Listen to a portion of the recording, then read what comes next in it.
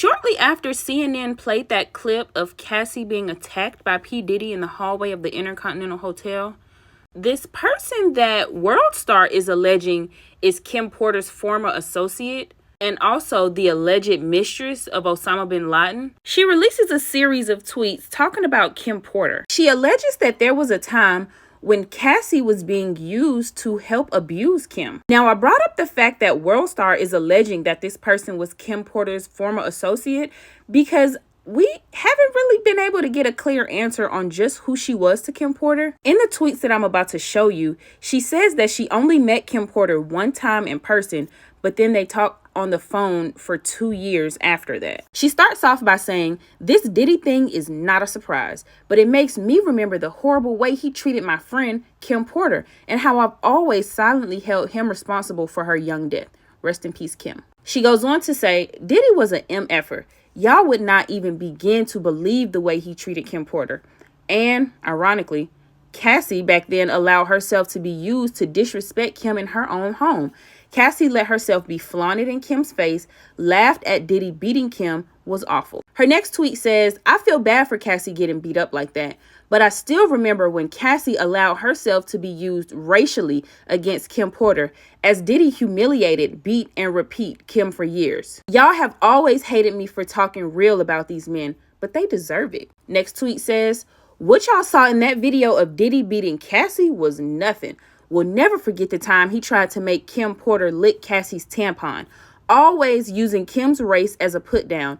You guys don't know the half of what women go through with these famous and powerful men, be they rappers, be they bin Laden, be they actors. Y'all have no idea, and you always demonize the women, always." Now this person responds and says, "Why are you invalidating what Cassie went through when she was groomed and a victim herself? Very weird."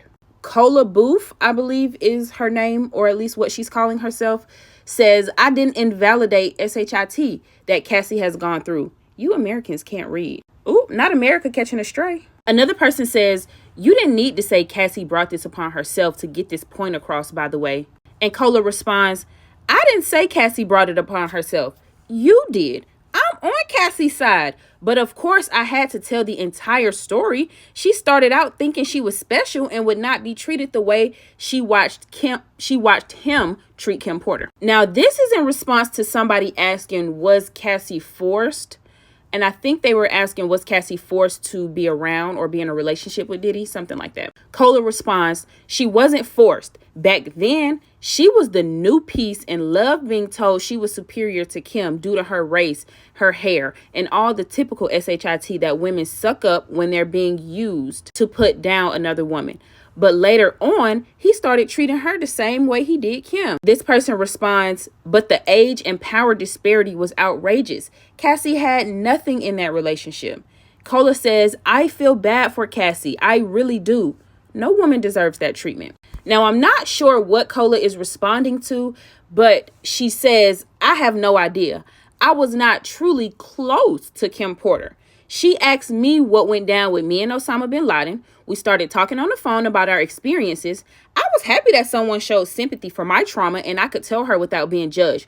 But I was not her bestie or anything." And somebody says, "And for you not to be close to Kim, you sure got all the tea." She says, "We talked a lot about our abuse." This is Kola talking about the way that Kim Porter died, which is said to have been pneumonia. She says, "Pneumonia can be faked so easily by a doctor or by the morgue. Please read up on this. She was about to turn in a book she wrote about her life, and suddenly she dies at just 47. Somebody responds and says, "Very strange. If she had pneumonia, why wasn't she in a hospital? To be found at home with pneumonia seems suspicious." This is Kola again. She says, "The hotel withheld the footage of Diddy beating up Cassie for years due to his wealth and influence. But you think the hospital told you the truth about Kim Porter's death? I don't believe it." Now, somebody down here says, "Actually, they sold him the video for $50,000 and the cops found it during the raid." I hate when y'all...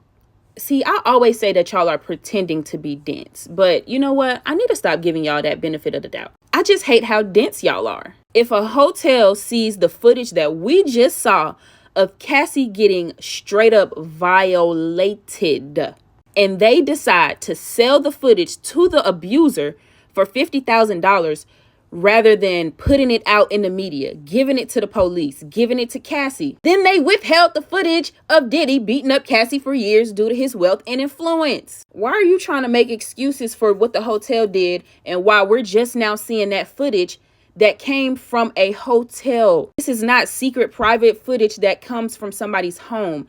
This is a public hotel. For them to have seen that footage back in, I believe, 2016, and they sold it back to the abuser, that's crazy. And there needs to be more dialogue around that fact. This is Kola just talking about how she talked on the phone with Kim a few times and she never forgot. One time she was on the phone crying because she loved Diddy so much and she couldn't bring herself to leave him. To which somebody responds, not saying you're lying, but I think if you provided proof of y'all exchanges, people wouldn't be questioning you as much.